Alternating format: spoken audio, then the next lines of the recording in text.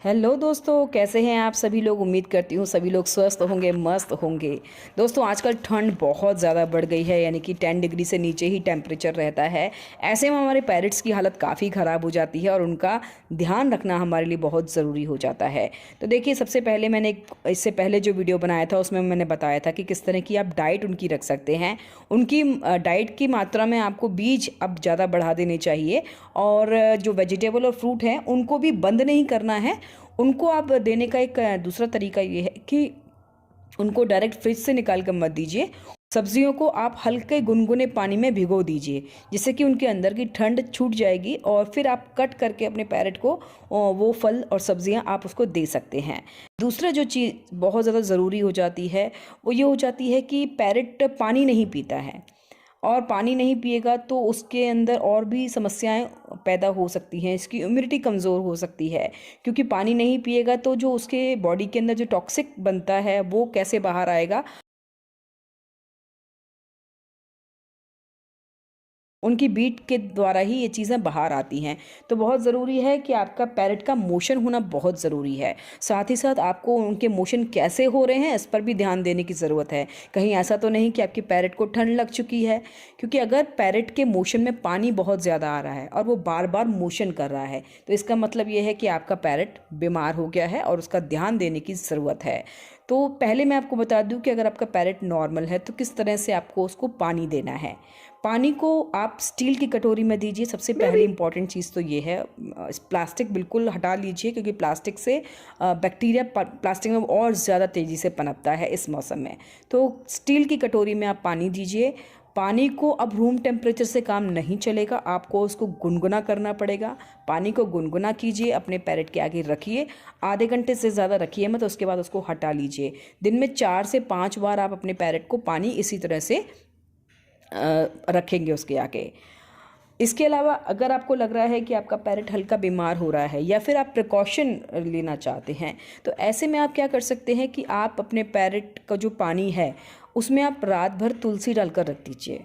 सुबह उसे हल्का गुनगुना कीजिए, छान कर अपने पैरेट को पिलाइए। ये बहुत ही अच्छा नुस्खा है, इसको आप इस्तेमाल कीजिए, इसको आप कीजिए, देखिए बहुत जल्दी फ़र्क आएगा। आपका पैरेट बीमार भी नहीं होगा और अगर बीमार है तो वो जल्दी से रिकवर भी कर जाएगा। दूसरी चीज़ जो बहुत इम्पॉर्टेंट है वो है आंवला। आंवले को भी रात में पानी में आप रखकर छोड़ दीजिए और सुबह उसी पानी को आप हल्का गुनगुना करके अपने पैरेट को दीजिए, दिन भर दीजिए, जिससे कि उसके अंदर की जो विटामिन सी की कमी है वो विटामिन सी की कमी आपके पैरेट की पूरी हो जाएगी इस पानी को पीने से। तीसरी चीज़ जो बहुत इम्पॉर्टेंट है वो ये है एलोवेरा। अगर आपका पैरेट एलोवेरा खाता है तो आप एलोवेरा को कट करके अपने पैरेट को दीजिए, जिससे उसके पंखों की शाइनिंग भी बढ़ेगी। साथ ही साथ उसके अंदर जो भी टॉक्सिक चीज़ें बन रही हैं उसकी बॉडी के अंदर पानी कम पीने की वजह से, तो वो भी नहीं बनेगी। तो इस सर्दियों में भी आपके पैरेट शाइन करेंगे, साथ ही साथ वो बीमार नहीं पड़ेंगे। तो ये सारे नुस्खे आप अपना सकते हैं और अपने पैरेट को हेल्दी रख सकते हैं।